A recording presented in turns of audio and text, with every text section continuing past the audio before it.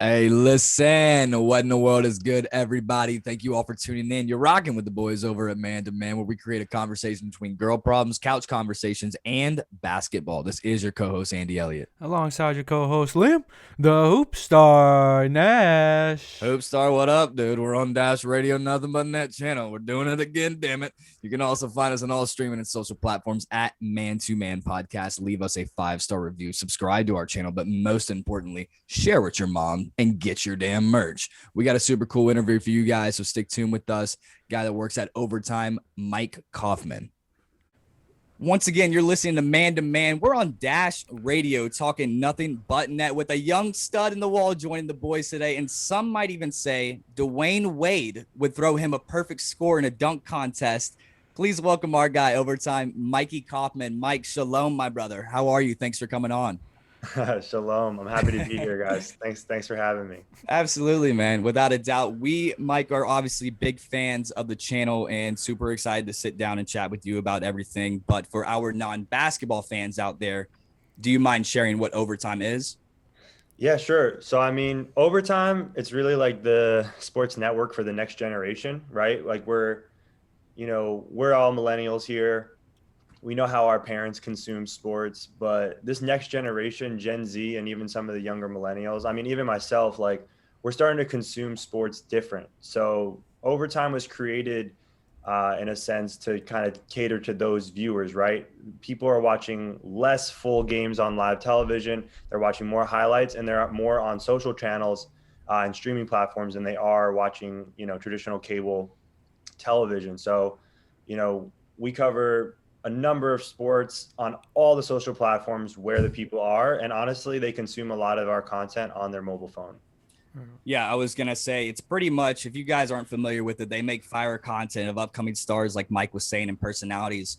The guys that we've kind of come to learn about is like guys like Mikey Williams, Shaden Sharp, Jaden Bradley, and then guys who I guess we followed that are now in college in the league, Mac McClung, Jordan McCabe, obviously LaMelo Ball, who's now in the league. It's kind of just amazing to see that overtime has given these young and talented players a platform to showcase themselves. Mike, what do you do on like a day-to-day basis? And I guess what is your exact title at Overtime? Yeah, so my exact title is senior manager of social strategy and distribution, which it's hard when you work at a startup. Like it's hard to put a job title on things because you naturally just have to do a lot of different jobs. Mhm. And my job has definitely evolved over the past 4 years, and it's really been quite an amazing journey for me. But right now, like my day to day, it's pretty crazy. I basically my main thing I'd say is I manage our social video editing team. So I manage a team of 3 different editors, and pretty much everything you see across all of our shows, all of our verticals, like it's going through us and kind of like the strategy behind it.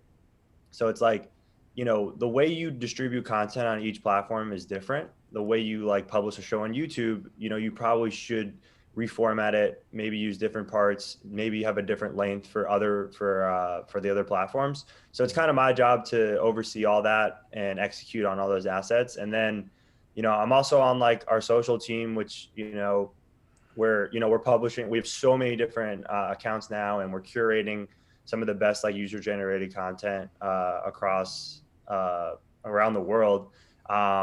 So I see myself as a leader on that team as well, and then also as talent. Like we're in a lot. I'm also as talent in a lot of our social shows on Snapchat. I'm in Hype School and I'm on Hot Clock on Instagram.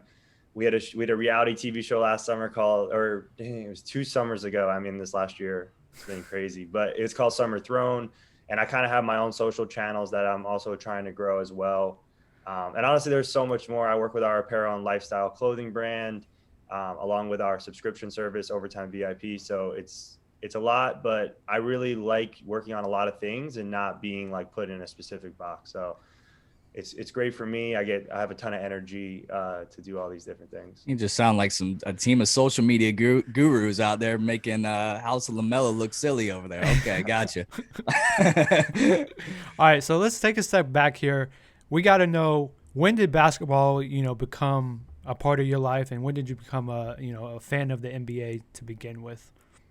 Yeah, so I mean, I grew up like my dad was a big baseball guy. So like I was supposed to grow up and be this baseball player.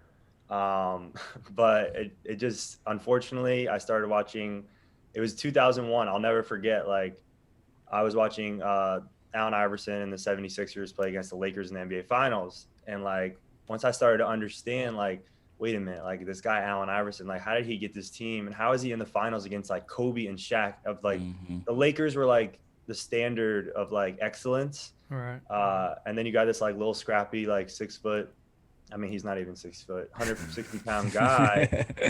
And I swear that's like what drew me in, Allen Iverson. Because I was like, wait a minute, like I can't really relate to Shaq or Kobe. Like I'm not going to be that big or tall or whatever. And, you know, so once I saw that, like I was like all in. And then by 2003, like I was obsessed with the NBA. Like I was the kid that was like watching the All-Star games, like taping the dunk contest, like on a VHS, like watching it like 100 times after and stuff. So that was when I started to become obsessed with the NBA, but definitely got to give credit to Allen Iverson. What about your creative side then, the social media portion of it? How did you get into that particularly? Was that also at a young age, or when did that was that parallel with you in basketball? Yeah, so it's interesting. It's like I started falling in love with the NBA and I started, loving basketball and taking a lot of time and working on the craft. Like on the driveway, I had a hoop and I was always out there playing, but I did always have this creative side. Like I said, like I would tape the games. I would I'll never forget in middle school, like I was editing videos, like downloading, like, I don't even know where I was downloading these highlights from. Like I would find websites with like highlights and I'd make like Kobe Bryant mixes and put like my favorite rap song on it. And like, I was like working on Windows Movie Maker. So I was like, always like, it was like before the word content creator even existed, I was a content creator in my own way. I'd make like desktop, like wallpapers, backgrounds, on Photoshop. And like, this is in middle school, like being self-taught, like not really know what I'm doing, but like, Right. if I look back, they probably were okay. And then it all tied back in with my playing career where, my mom would come to all my games and film my games. And then I would cut up those things and edit my own highlight tapes and send them to college coaches and try to get recruited like that. And then later on, like when I was in college, and even before, like I would start editing other people's highlight tapes to help them get recruited and make like $50-$100 per highlight tape. And it's like, oh, this is my little side hustle. And like, I'm able to help these people out. So it all kind of ties together. And then when I was in college, I got an internship at Harvard for Harvard Athletics. And I was doing like YouTube recaps for like their football team. And even at this point, like I didn't even know I was going to work in sports media. I don't even think I knew like the jobs that existed. I was like, oh, I guess I could work at a college and do this. So it's like, but I kind of just always followed the content creation organically, but never really put the time in because I was so busy with school and basketball. So it was always kind of like a half-baked thing for a while. Right. Well, that's insane, man. When I was younger, I don't think I was thinking about cutting up videos or anything, Hoop. I was on AIM and chat roulette trying to find my next girlfriend. I should have taken a note out of your book, dude. I mean, I was on AIM. I was definitely on AIM after school too.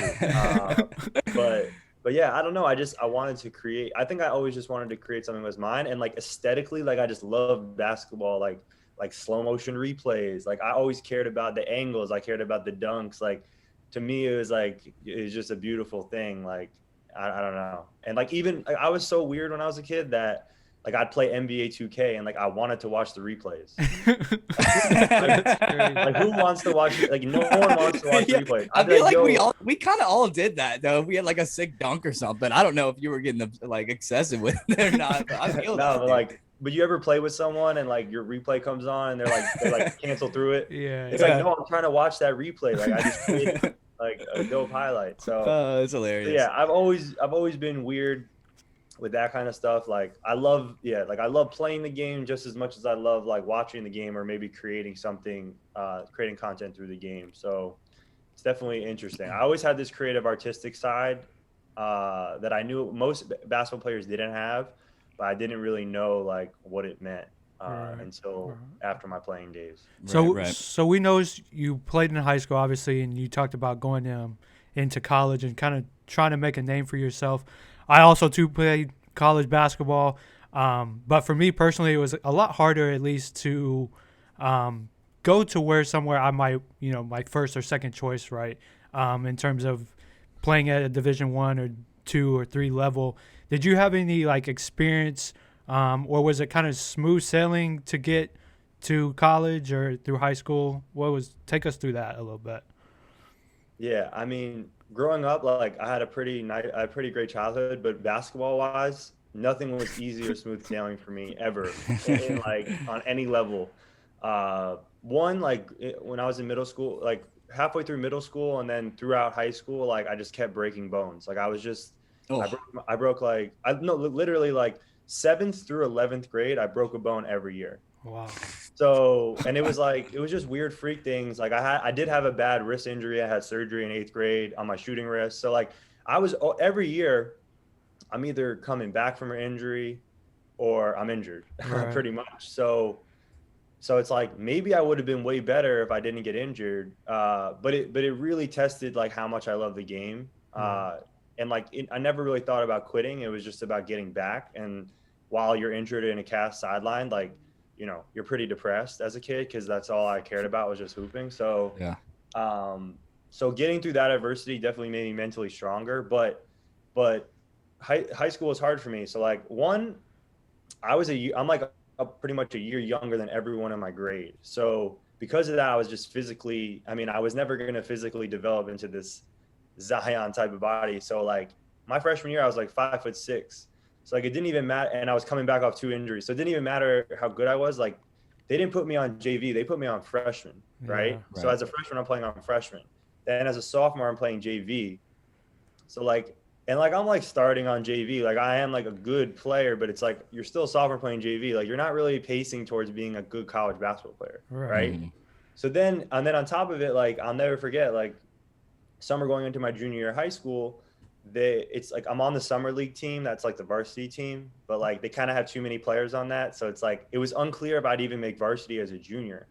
So like my dad started making phone calls, and luckily he pushed me to transfer high schools and I didn't want to. I was like, I might just quit ball, like I don't want to leave my friends, whatever. And I ended up going to a private school about 20 minutes away from the public school, and it was the best decision I ever made because I got to play varsity. I got tons of minutes. I got way better. The junior year was kind of just like a development year for me and for the whole team that we had. Like we were like 7-19 and we weren't very good.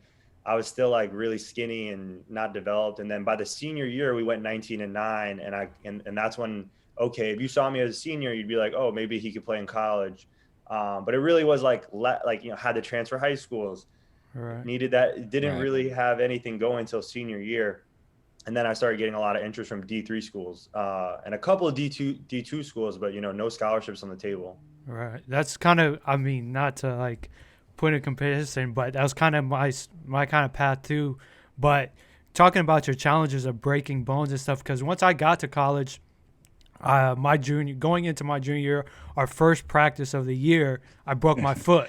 And I mean, I stayed on the team and stuff and through senior year, but I was just never the same. So you kind of had the better half of my career, I guess you would say. But it's cool to hear about, really, facing that adversity for sure. So yeah, and even going to a private school. I played ball at a private school in high school as well. I'll tell you what, I did at least 50 to 100 pump fakes every time in practice, dude. It was so fundamental. And we always played the public schools too. So it was like, why are these guys pump faking at the half court line? I was like, I don't know. That's what we were taught to do, dude, in practice. I don't know what else to do.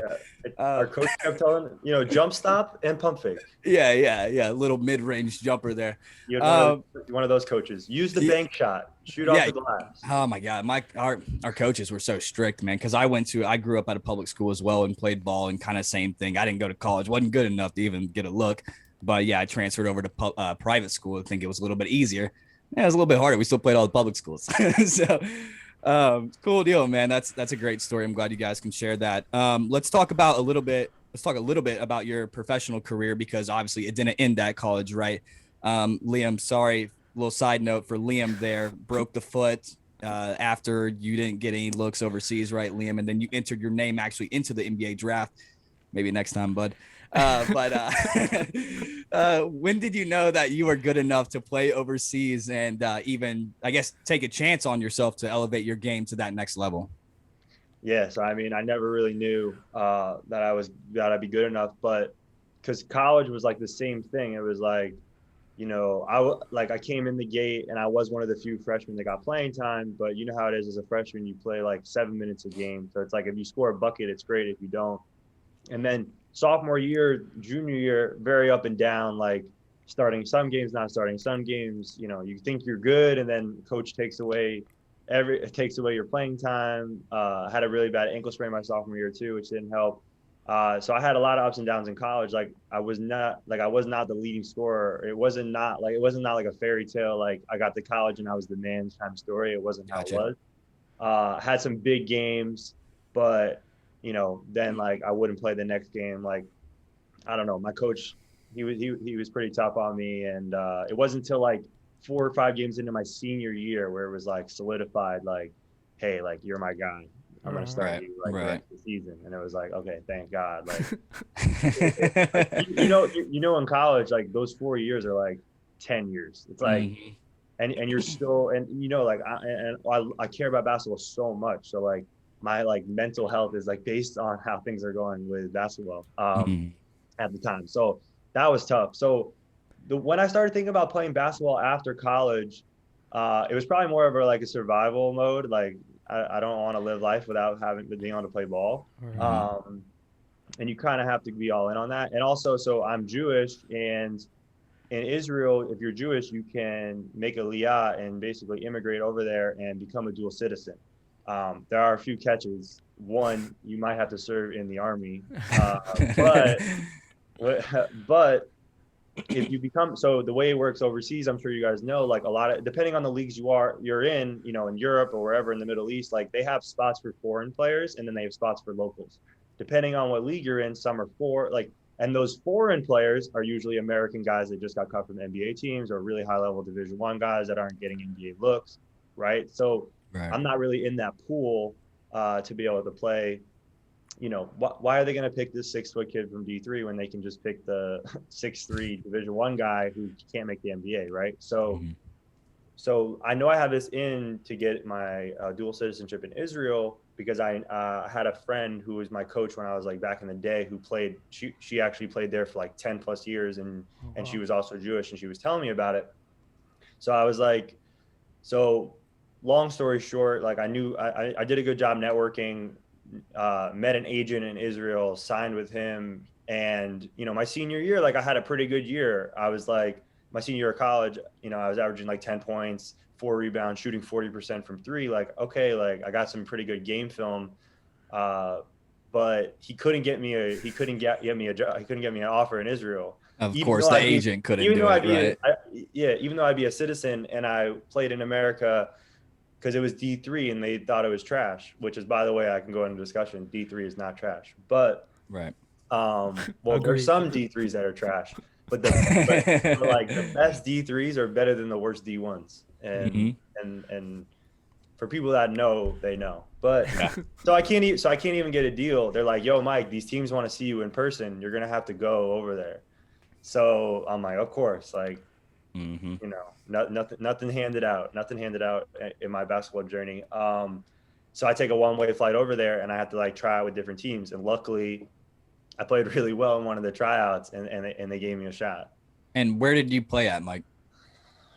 So I played in Hod Sharon. It's like 20-minute suburb out of Tel Aviv that first year. And then the second year I played in Ashkelon, which is like honestly right near the Gaza Strip. And it's like 40 minutes south of Tel Aviv. Are those the same league or two different leagues? Yeah, so I was playing in the second division.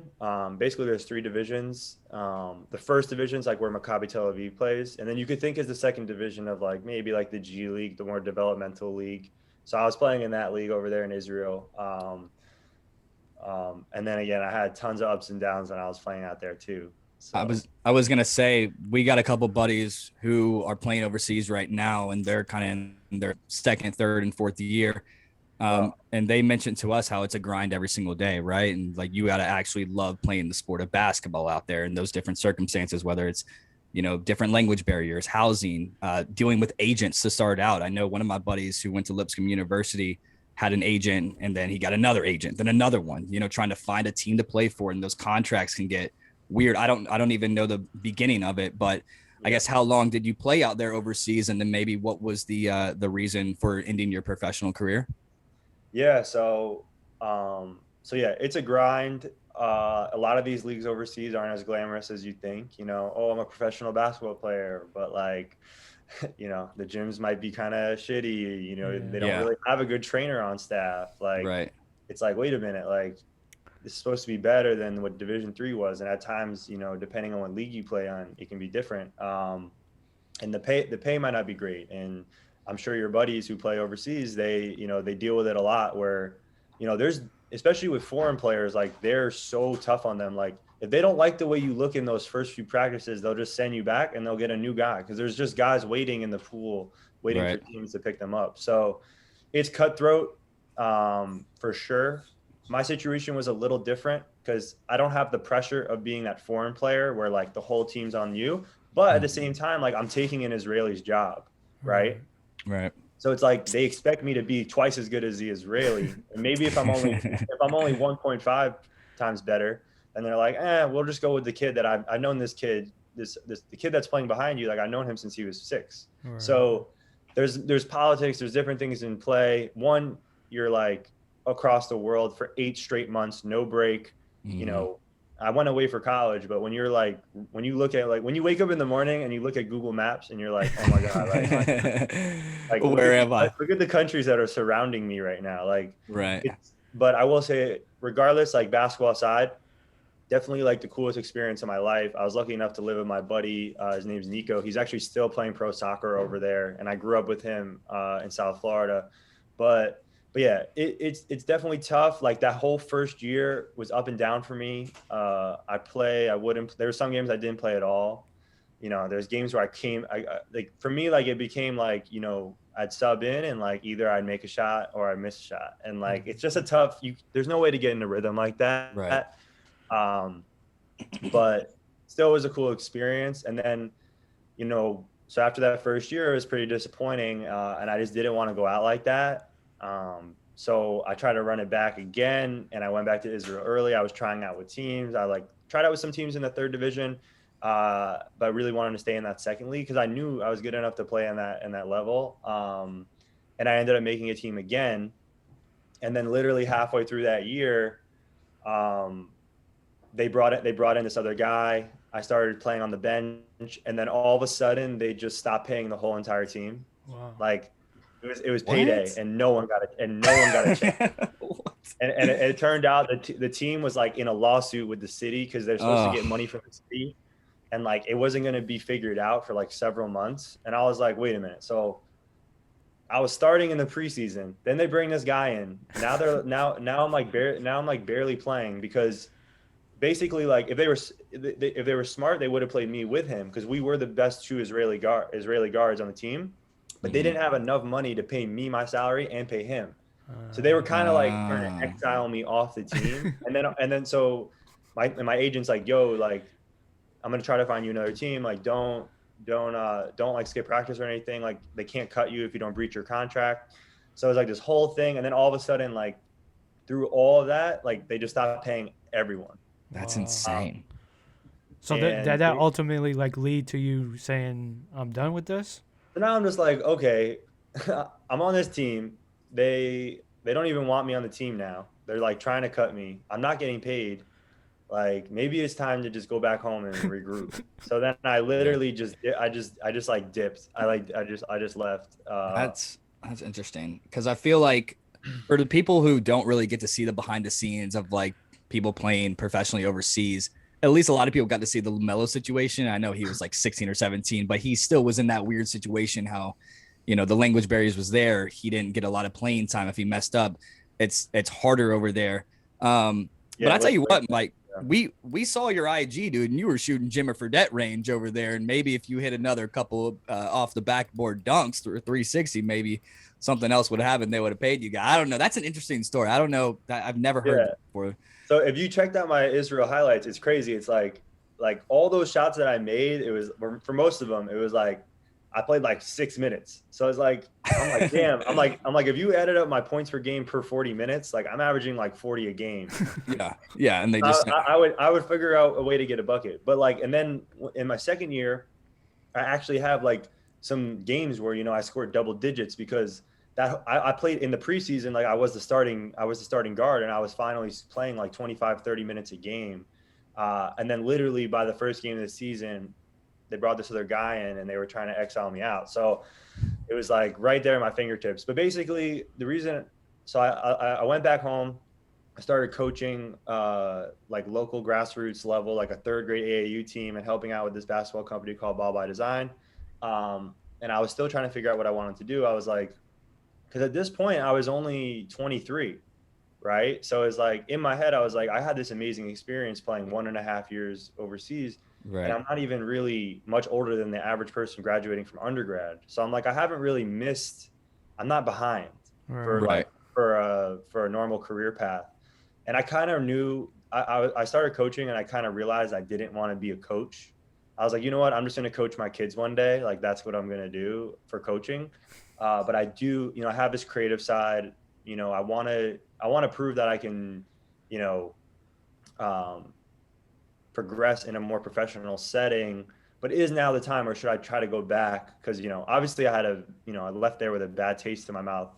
It sucks to stop playing when you didn't have that moment. Like Right. we all want that moment where like I drop 20, or like I have a good even a good span of 10 games where like my coach believes in me. Like we all want that as players. Right. And I never got that, but I basically was just talking my decision making, and I was like, I got the jerseys, I got photos, I got videos, right. I have the experience, I did it.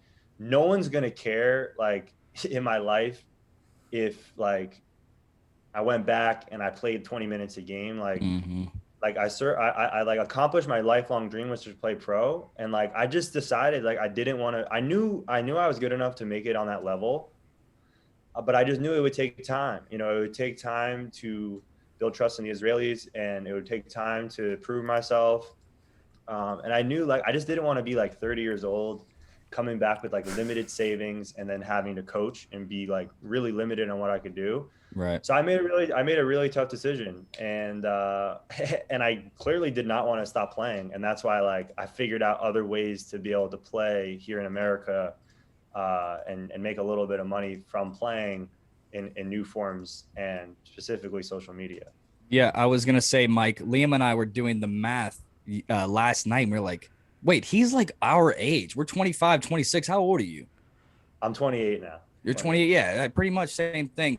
And yeah, I totally get that, dude. You got to look at the upside as as all of us being basketball players. Shit, I never really had that moment. It wasn't that good, but you guys probably did. And you got to look at the upside of things, and that's just in life in general, right? But let's talk about, you talked a little bit about coaching. Let's talk about this Better Bounce program that you created. And I don't know much about it, Mike, and I don't want to take the words out of your mouth here, but essentially when I looked at it and when you first started, you teaching kids how to posterize other kids at the gym, but now it's totally something different. If you got to just want to break it down to us. Yeah. So, I always was obsessed with like working on my bounce, and like in high school and in college, like I said, I was always coming back from injuries. So it wasn't until college where I started like throwing down consistently, but I was always obsessed with trying to figure out the best ways to jump higher. And we had such limited resources back in 2010. We didn't have all these trainers and all these things on Instagram and all these different online workout programs. It didn't exist. Like I'm on YouTube, like searching NBA workouts, like watching like Lebron do like 3 exercises in the weight room, like writing those ones down, like buying like Air Alert, the vert program, and trying to do that. So, it's like you had to be really invested to do it. I was in like elementary school walking around on my tippy toes all day because I thought it would like strengthen my calves. Like I was always obsessed, just like I guess I was always obsessed with basketball in every facet. Walking through the doorways, slapping the top of the doors, like that's what leaving handprints, leaving like dirty handprints, and my mom would be like, "You got to clean that up. Like you can't come in the house after playing ball and hit the white paint." So that was me all the time. And then when I was in Israel, like, although, it is a grind, but you do have more free time. Like I'm just going to practice and then coming home. So I was like, okay, like, and people always hitting me up like, yo, what do you do to get your bounce up? Like when you see a 6-foot white Jewish guy who can throw down windmills, like you want to know what the secret is, right? There is really no secret. It's just like insane consistency and hard work and smart training. But so back in 2015, I think it was my starting a second year in Israel. I was like, I'm gonna start my own company. I'm gonna start my own jump program, and maybe I can make some like reoccurring revenue doing this and help some people out. So it started with creating a program and trying to promote on social media, right? But I'm starting the social media account at zero on Instagram. And this is when I started to think about more social media and get better with social media, and slowly, went from 5K to 10K to 20K. And I'm really trying to figure it out. And like, if I look at my posts from 3-4 years ago, like they were completely trash, but, working at overtime, really focused on social media content, being a video editor, being the athlete, I'm able to create everything on my own without anyone's help and just do things on the fly, do things fast, post things, learn, reassess, change the strategy, and keep going. To the point now where I'm approaching 90,000 followers on Better Bounce, and kind of found a niche between basketball skill work and vertical jump training. And I'm able to help inspire, motivate, educate athletes all over the world at large scale, which through the social media content, which is really fulfilling for me. And since so I'm not coaching in person, but I'm kind of coaching virtually, and to the point where the account's grown so much that now, instead of trying to like sell my program so much, I'm giving away a lot of the information for free through my content, and then getting brands to sponsor the content to make money. And I've just most recently partnered with PGF Performance, Paul Favorites. He's like a really good NBA trainer. And honestly, like I started doing his programs, and I'm like, wow, like these programs are better than my programs. Like it's all the stuff that I believe in. And then he just knows way more. So, and when kids ask me for programs, like I just want to get them the best stuff. So I've kind of partnered with him, and now like I'm going to start pushing his programs because they're just like next level. It's like everything's on a mobile app. He has great demonstration videos. He breaks everything down. Like every day's programmed.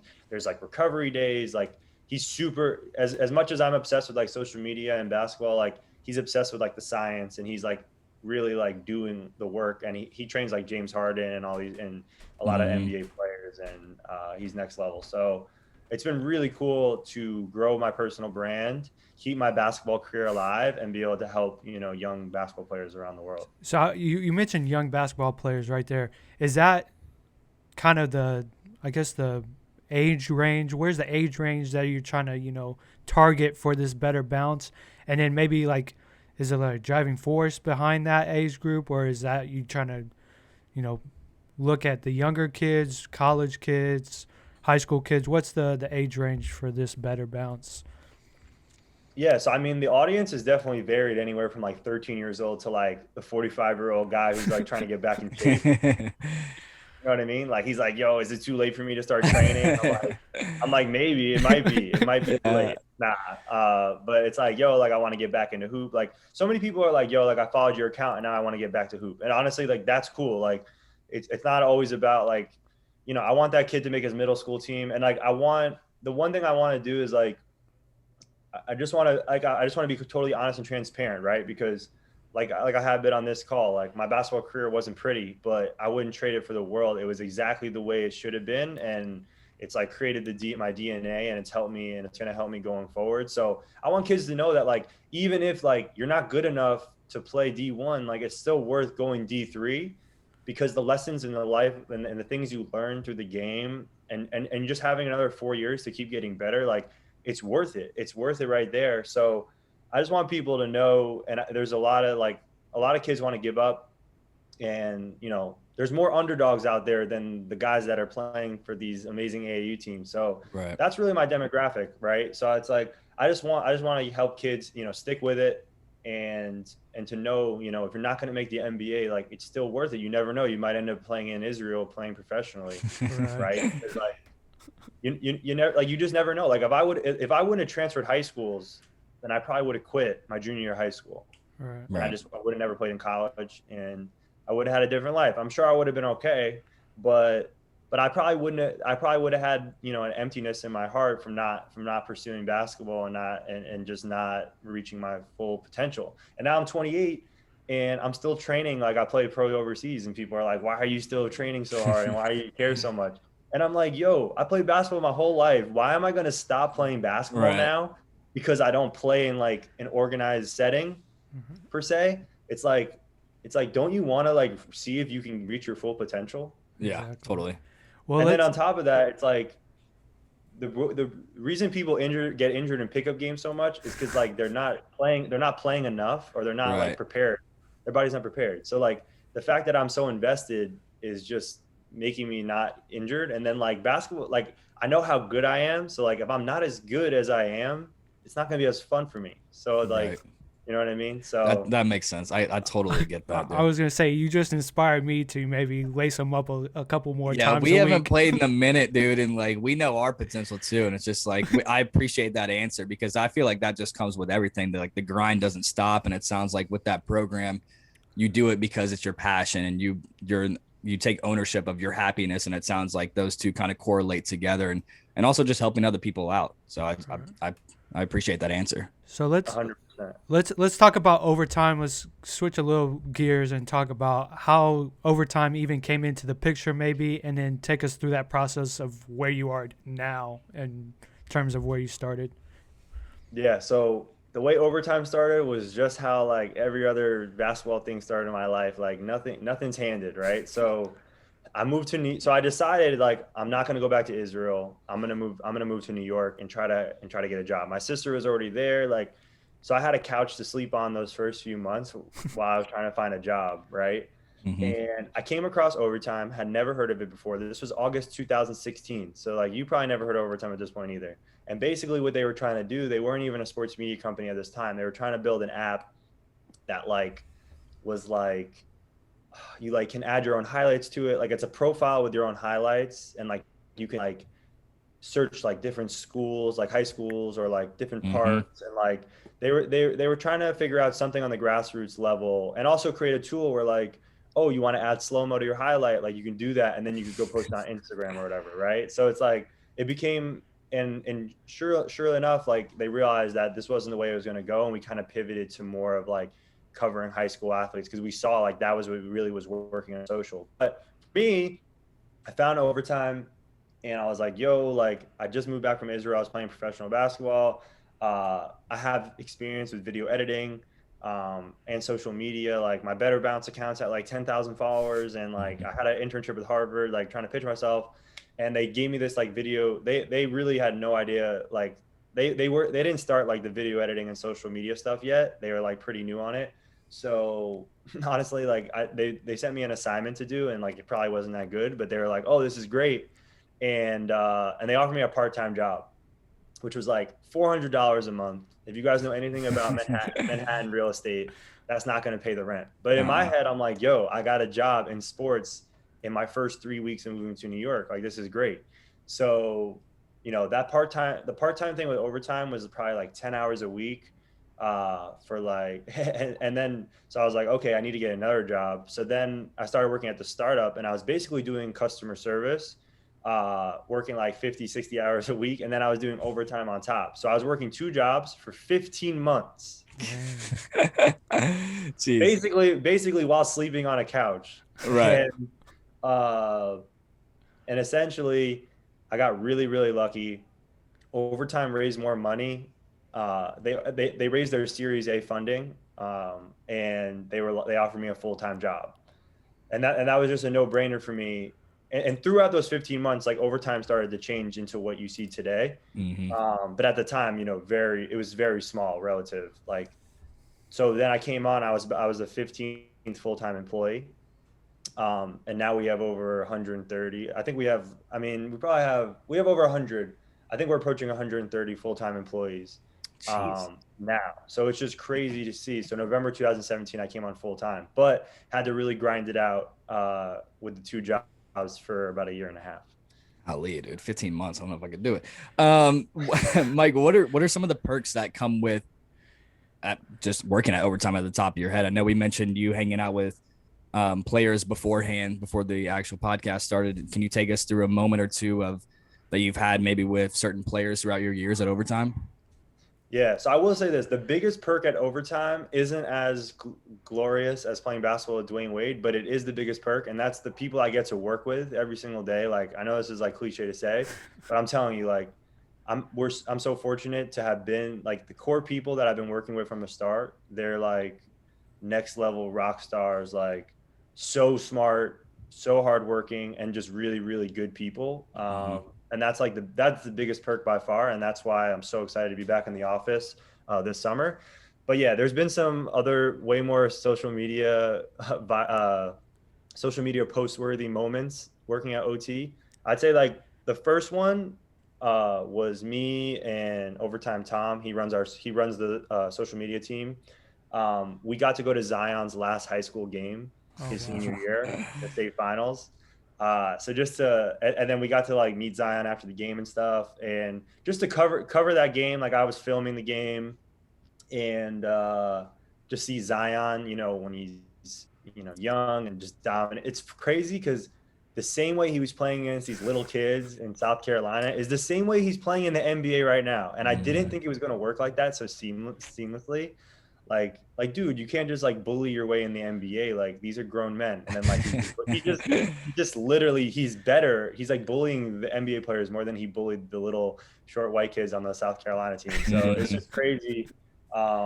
It's crazy to see it, but that was really cool. And then playing basketball with Dwayne Wade was definitely like, I mean, it's going to be hard to beat that moment in my life because I grew up in South Florida. So, I had no choice but to watch the Miami Heat because they were the only team on every day.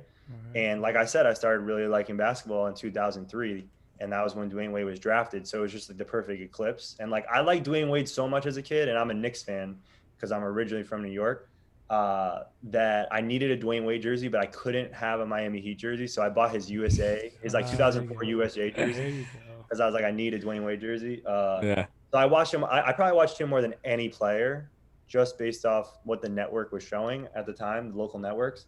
So be able to meet him in such a like casual setting and really just chop it up with him and talk to him, like he's so down to earth, and then to actually hoop with him, and like it's crazy. Like, he wasn't really trying that hard when we played. I was trying. I was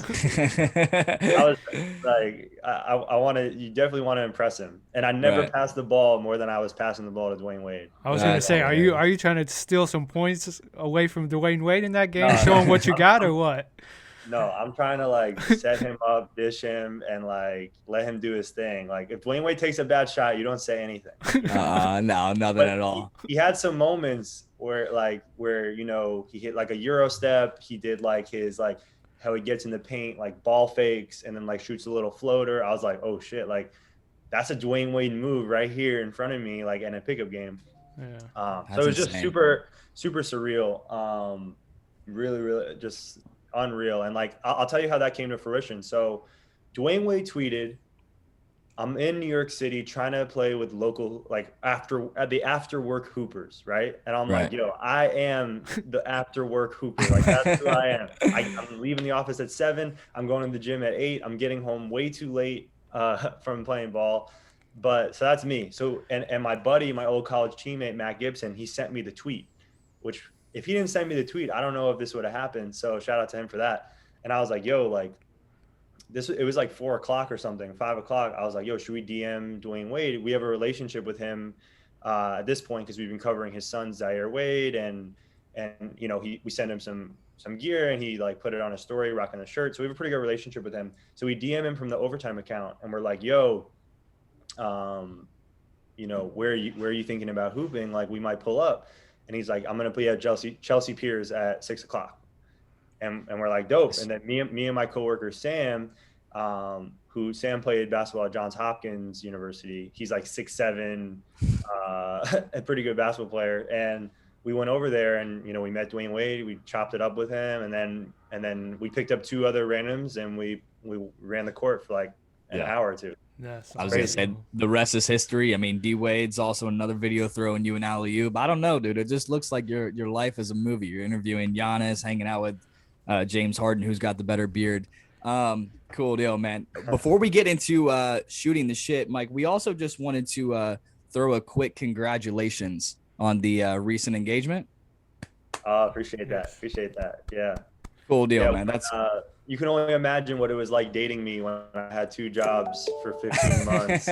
Hey, So, man, she's no, a trooper. It sounds like so. You found the one. We're still she stuck looking with over here. me.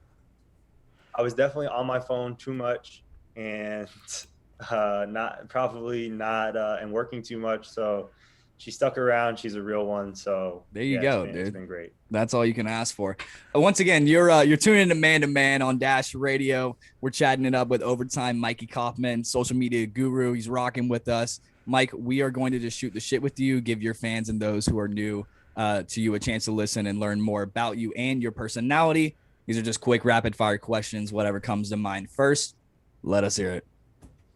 All right, here we go. Favorite food in the fridge. What you got, Mike? Favorite food in the fridge. Well, we're eating kind of healthy right now. We got. I mean, I'm always down for avocado toast. Okay, that's what I'm always down for. Love it. Love it. I got a little secret. Put a little bit of cream cheese on the toast with the avocado. It's change your life. That's definitely good. That's definitely good. Yeah. Okay, Hoop. I don't know about that one.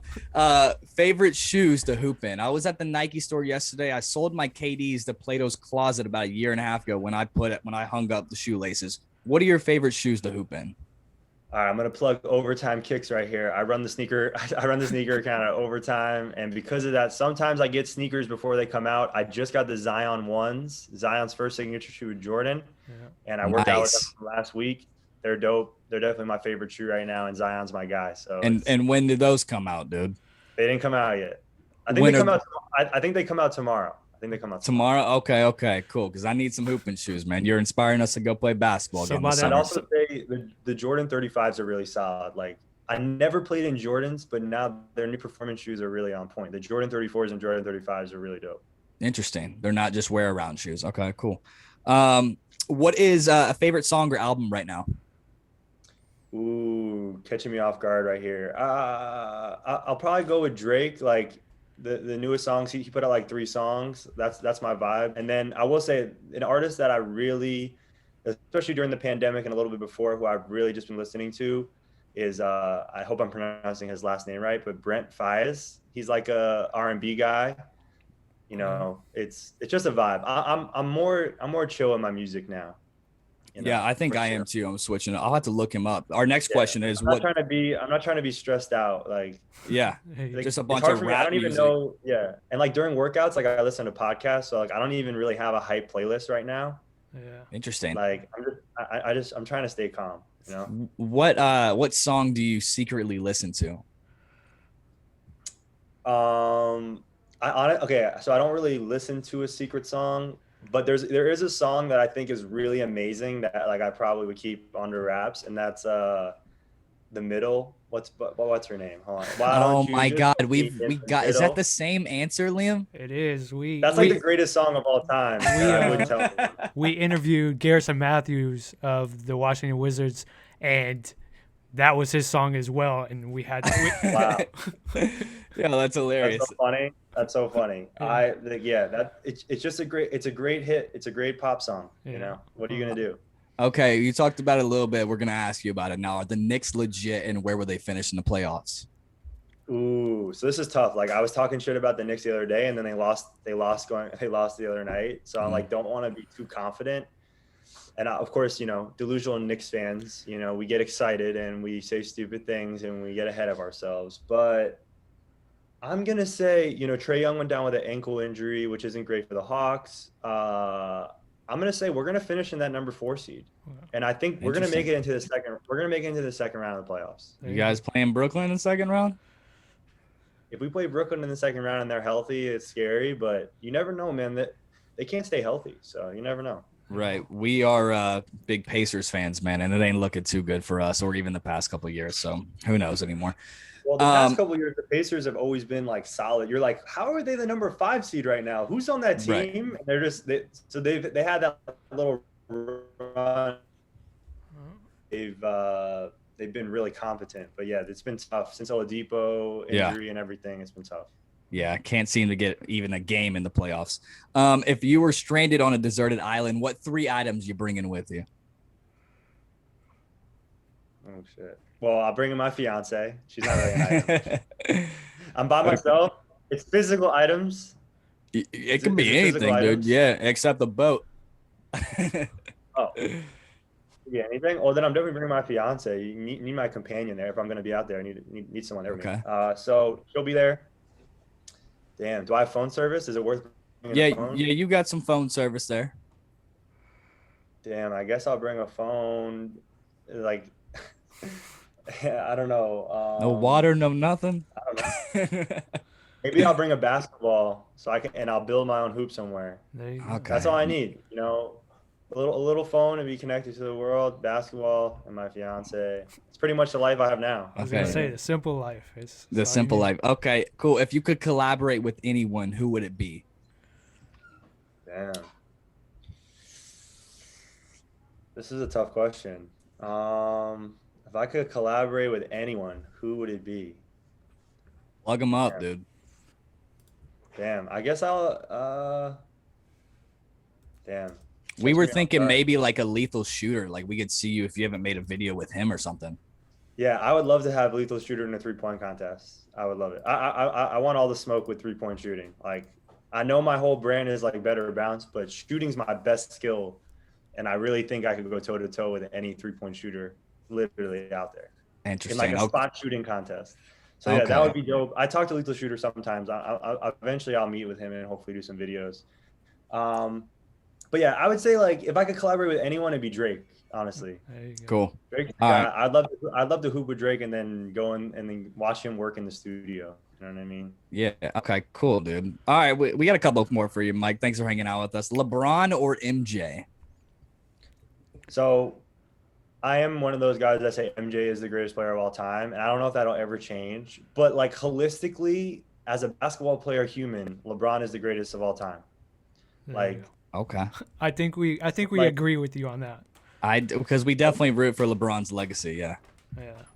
yeah, like at this point, I'm really rooting for LeBron's legacy. Like, even if he gets his 5th ring this year or next year, like, I think I think it's 1A and 1B with Jordan and LeBron now.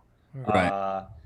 But LeBron, like Jordan just has that, like, I mean, you watch The Last Dance, like it's just really hard to say he's not the best basketball player of all time. Right. But then you look at you look at the numbers, like LeBron's the best player. If LeBron gets 5 rings and has his numbers and his longevity, like he is the best player of all time. But just to be 6-0 in the finals like that, and it's funny, like we want our athletes to have that like killer mentality that like Jordan had. Mhm. When it's like, when you have that killer mentality, like maybe you're not like the nicest guy, maybe Right. you're not the best dad or the best husband or whatever. Mhm. So when we're talking about like collective values, like LeBron seems to embody everything, and he's honestly more relatable from a personality standpoint to most people.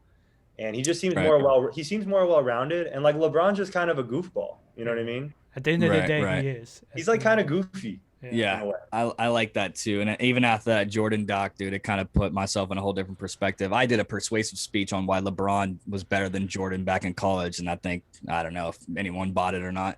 All right, we got one last one for you, Mike. We asked all of our interviewees this: best NBA show out there, NBA The Jump, Inside the NBA, or our show Man to Man. I'm gonna go with Man to Man. He played it safe right there. All right, Mikey Kaufman, man, we appreciate you coming on. It's been a pleasure chatting with you, man. Thanks for hanging out with us. And then for those who are wanting to keep up with you, Better Balance and everything else, where can they find you at? I appreciate you guys.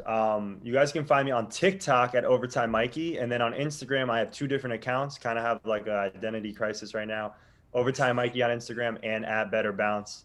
If you want to kind of follow me personally, Overtime Mikey. If you want to get better at basketball, follow Better Bounce. All right, man. We'll plug that in all of our descriptions wherever you guys are listening. And then I guess one last question before we let you go. Now that vaccinations are kind of out there and the world is, I don't know, somewhat starting to open up again, can we look forward to any near projects in the summertime with Overtime Mikey or Overtime itself?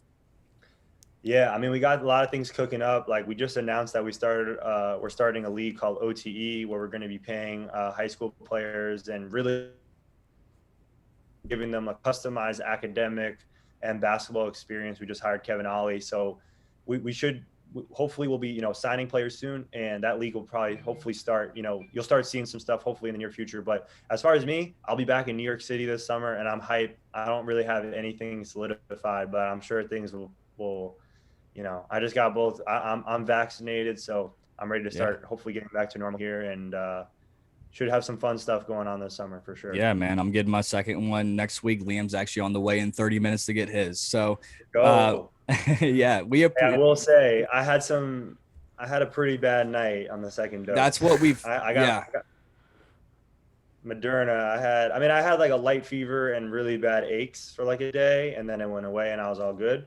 But yeah, so I have Moderna too. So I've heard that as well. So I appreciate it. Again, Mikey Kaufman, go check him out. If you guys are on social media, and then Mike, we'll keep in touch, and you take care, brother. We'll talk to you soon. All right. Yeah, man. It was great chopping it up with you guys. I really appreciate it. Yeah, absolutely, man. Likewise. Once again, that's Mike Kaufman, works at Overtime, young stud in the wall, senior manager and social strategy and distribution over at Overtime. Again, that's Overtime Mikey on Instagram. Go check out his page, as well as Better Bounce on Instagram. He's also rocking on TikTok. So if you guys want to learn how to posterize other people, go check him out. Yeah, but with that, guys, this week's episode is a wrap. I'm going to namaste you out of here, man. I'm going to just namaste you out. That's namaste what it is. Okay, namaste. Namaste, Pacer Nation. Sheesh. In the night, it ain't about nothing. I'm straight hustling.